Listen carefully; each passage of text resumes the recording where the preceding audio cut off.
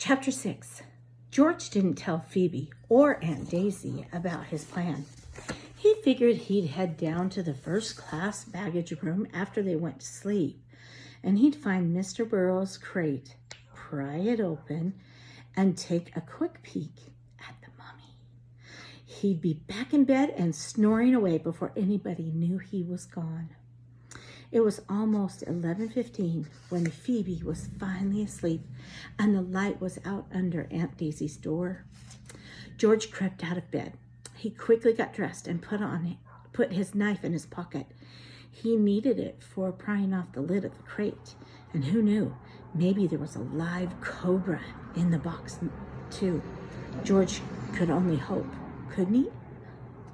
George opened the door and peeked into the hallway. He wanted to avoid Henry, who seemed to have eyes in the back of his bright orange head. He wouldn't like George creeping around so late at night. But the hallway was quiet. There was no noise at all except for the quiet hum of the engines rising up from the bottom of the ship. George loved that noise. It made him think of crickets in the woods at night. In fact, being out here all by himself reminded him of the nights at home when he sneaked out into the woods while Papa and Phoebe were asleep. He'd head out when his mind was filled with restless thoughts about why Papa was always mad at him or why he didn't try harder in school. And, of course, Mama. Almost 3 years had passed since she died. George tried not to think about her too much, but some nights when he closed his eyes, he'd remember her smile or her smell when she hugged him close, like fresh grass and sweet flowers. And that song she'd sing to wake George up in the morning. Awake, awake, it's now daybreak.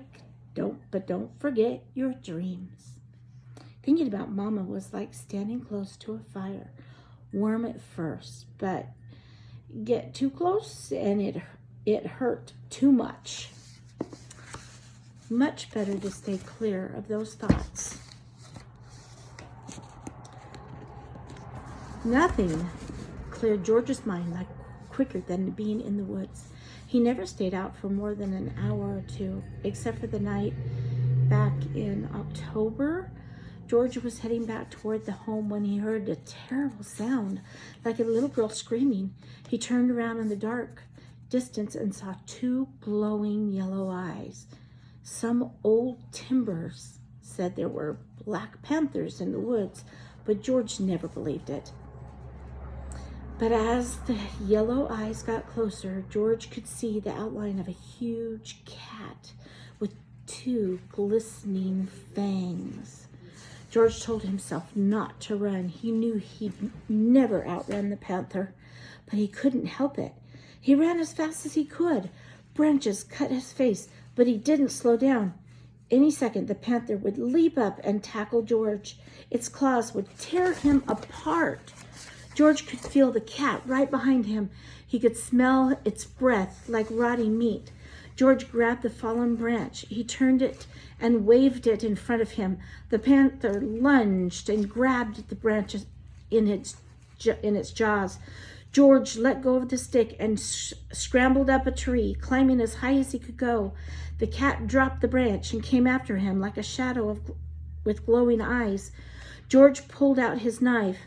He waited until the cat's front paws were on the small branch just below him, and then, with all his might, he chopped at the branch with his knife. Crack! The branch broke free. The giant cat tumbled through the air, screaming and crashing through the branches, and then hit the ground with a thud. There was silence. And then the cat stood up. It looked up at George for a long moment. And it turned and walked slowly back into the woods.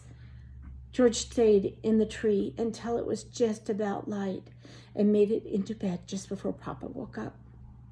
His friends at school refused to believe George when he told them, even when he swore on his heart. No way, big fat lie.